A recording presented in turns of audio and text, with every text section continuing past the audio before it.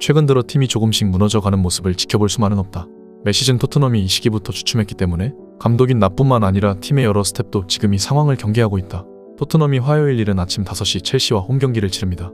이번 시즌 8승 2무로 한 경기를 더 치른 맨시티의 27점에 한 점이 뒤진 26점인 토트넘은 런던 더비 첼시전에서 승리하면 다시 선두로 복귀할 수 있는 중요한 경기입니다. 그리고 또한 득점왕 싸움이 본격적으로 펼쳐지고 있는데요. 11라운드에서 득점 1위를 달리는 올란도와 공동 2위 모하메드 살라가 침묵했습니다. 이로써 공동 2위 토트넘 호스퍼의 손흥민에게 기회가 넘어왔습니다. 오는 첼시전에 대한 포스테코글루 인터뷰에서 생각지도 못한 감독의 결정이 터져나와 이에 영국의 매체들은 그 소식을 전했고 큰 화제를 모으고 있습니다. 풀럼 경기에서 손흥민 선수와 작은 해프닝을 겪었던 제임스 매디슨을 선발에서 제외하고 다른 선수로 대체할 수 있다는 발언을 남겼기 때문인데요. 결국 감독과 코치진의 결정에 긴박해진 최종 엔트리에 매디슨의 반응도 포착이 되었는데요. 시전 어떤 일이 있는지 함께 알아보시죠.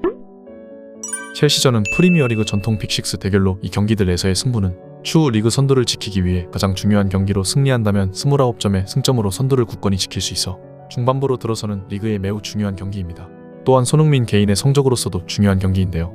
현재 EPL 득점왕 다툼은 득점왕 경험이 있는 선수들의 대결로 압축되고 있습니다. 홀란드가 11골로 가장 앞서 있지만 지난 본머스 경기에서 6대0의 대승에도 불구하고 슈팅 3번에 패스 10개에 그쳐 졸전을 펼쳤습니다. 공동 2위 리버풀의 살라마저 루턴과의 무승부 경기에서 슈팅 단 1개의 무실점으로 주춤했는데요. 이로써 바로 아래 공동 2위의 손흥민이 8골로 추격을 벌입니다. 스승 포체티노 감독이 이끄는 첼시를 상대로 골을 잡아내면 득점 중간 순위 단독 2위 이상으로 올라서게 됩니다. 그만큼 새로운 감독이 부임에 좋은 분위기를 가져가고 있는 토트넘과 손흥민에게도 매우 중요한 경기인데요. 이에 각 매체에서 최종 엔트리에 대한 관심이 쏟아지고 있으며 마침 경기를 앞둔 기자회견에서 생각지도 못한 감독의 발언이 나왔는데요. 토트넘 공식 인터뷰에서 그는 최근 일부 경기에서 특정 선수들이 전술에 맞지 않은 개인적인 플레이를 하는 모습을 보이는데 나는 여전히 우리의 주요 성장은 공격적인 측면에서 나올 것으로 생각한다. 특히 최전방 이선에서 여전히 많은 움직임이 우리가 원하는 만큼 자연스럽고 유창하지 않다고 생각하는데 이는 당연한 일이다. 하지만 우리가 골을 넣을 수 있는 것은 그곳에 훌륭한 선수들이 있기 때문에 가능한 일이다. 그래서 여전히 가장 큰 성장은 공격적인 측면에서 이루어질 것으로 생각한다. 따라서 만약 나머지 선수 중 그 어떤 선수라도 지금 토트넘의 팀 분위기나 팀워크를 깨려는 선수가 있다면 과감히 팀 전력에서 배제할 의향이 다분하다고 전했으며 부디 팀 내 다른 선수들이 팀 전술을 유지하며 확률 높은 득점 찬스를 존중해 주었으면 좋겠다고 밝혔습니다. 이에 토트넘의 팬 커뮤니티는 팬들의 반응으로 뜨겁게 달구었는데요.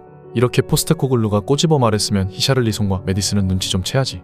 어제 첼시의 포체티노도 손흥민은 완벽한 스트라이커라고 했잖아. 그를 돕는 게 맞아. 만약 영국인 케인이 아직 있었다면 모두 그에게 패스하기 바빴을걸.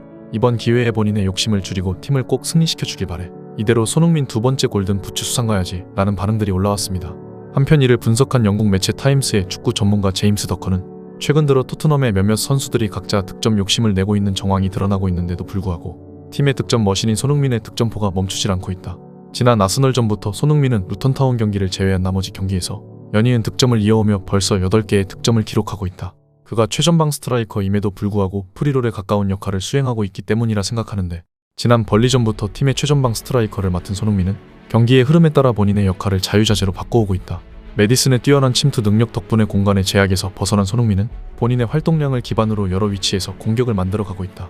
이는 평소 빠른 스피드, 많은 활동량, 뛰어난 득점 능력, 높은 축구 지능을 가진 최고의 공격수들만이 이런 역할을 소화할 수 있다고 전하며 이런 손흥민 덕분에 토트넘은 많은 득점 수를 자랑하고 있으며 현재 리그 선두를 지킬 수 있게 된 것이다 라는 기사를 남겼습니다. 하지만 내부 핵심 관계자가 가진 매체 데일리미러의 인터뷰에서 메디슨 활약에 집중된 경기에 우려를 남기는 말을 전했는데요. 그는 이날 인터뷰 이후 훈련장에서는 포스테코글루 감독이 새로 내걸었던 포메이션 변화와 제재는 메디슨의 개인기를 돋보이게 하려는 목적이 절대 아니었다. 오히려 주장 손흥민에게 힘을 실어주고 낡은 토트넘의 관습을 탈피해보려는 움직임이다. 메디슨은 과거 케인처럼 자신의 개인적 인기만을 위한 욕심을 우선시한다면 본인이 받는 스트레스를 감당할 수 없을 것이라며 메디슨이 일정량 토트넘에 공헌을 하는 것은 맞지만 그게 주요한 키포인트로서 역할하는 것은 아니라는 입장을 전했습니다.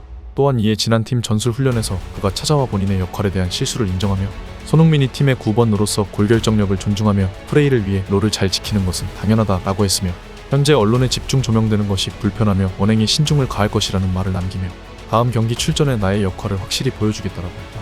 그는 의지를 강하게 보이며 본인은 롤을 잘 이해한다는 의지를 내비쳤다라고 전했습니다. 이번 여름 이적 시장에서 토트넘은 메디슨을 야심차게 영입했습니다. 메디슨은 현재까지 잉글랜드 프리미어 리그 최고의 영입으로 평가받고 있는데요. 에릭센이 토트넘을 떠나면서 생겼던 중원 공백 문제를 해결하는 카드로 영입한 것으로 알려져 있죠. 다행히 그 효과는 좋았던 것으로 보이는데요. 최근까지 토트넘은 연속 무패 행진을 기록하며 손흥민 주장을 필두로 리그 선두까지 해내는 기적을 보였습니다. 손흥민이 항상 주장하는 것처럼 축구는 혼자만 잘해서 승리할 수 있는 시스템이 아니기 때문에 당연히 메디슨의 영입도 팀에 한몫했다고 보는 것이 맞을 겁니다. 실제로 많은 영국 언론도 그동안 메디슨의 활약에 대해 여러 차례 좋은 분석을 내놓기도 했는데요. 하지만 이것은 현재 메디슨이 토트넘 주전 선수 중 유일한 잉글랜드 선수이며 입단 직후 영국 언론들의 케인이 떠난 토트넘의 에이스이며 월드 클래스 선수라고 극찬을 하고 있는 상황이죠. 사실 메디슨은 원래 토트넘에 오기 전에 이런 평가를 받는 선수가 전혀 아니었습니다. 메디슨은 레스터 시티 시절 유로 대표 최종 명단에서도 제외되었고 2022 카타르 월드컵에서 명단에 들었지만 한 경기도 출전하지 못한 채 벤치를 데웠었죠. 이에 영국의 축구 일간지 90미니츠 풋볼뉴스의 기사에서는 현재 가파르게 성장하고 있는 파페 사르는 다기능적인 선수이다. 그는 6번, 8번, 때로는 10번 포지션에서 활약할 수 있다. 그것은 강한 에너지와 워크에 식을 필요로 하는 힘든 일이다.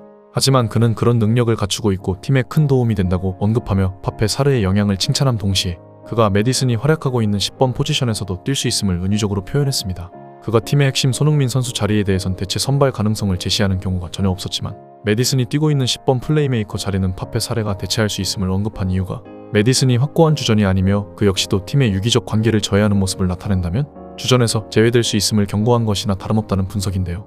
또한 지금까지 거의 모습을 드러내지 않았던 브레넌 존슨은 26분간 크리스털 전에서 카메오로 등장해 손흥민에게 일도움을 주며 포스테코글루 감독의 팀에 어떤 활약을 보여줄 수 있는지 모든 팬들에게 보여줬습니다.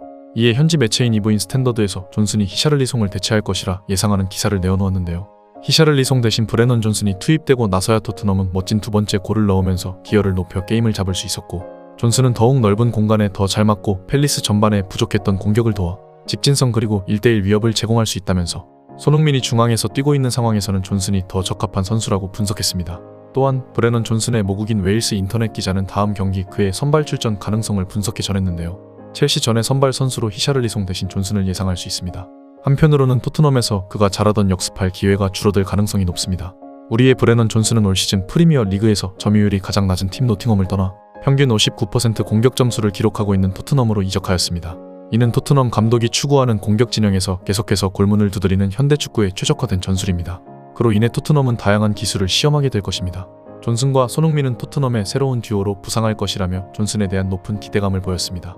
많은 전문 매체가 손흥민을 제외한 공격이서는 언제든지 주전 경쟁을 해야 할 수 있으며 심지어 좋은 모습을 보이는 메디슨조차 팀 상황에 따라 긴장해야 할 것이라는 전망을 내놓고 있습니다. 과연 이번 첼시전에서 토트넘 감독의 공격 중심의 축구 전술 아래 손흥민이 대량 득점을 할 수 있을지 기대되는데요. 저희 채널과 분석해 보시길 추천해드리며 구독과 좋아요 부탁드립니다. 시청 감사드립니다.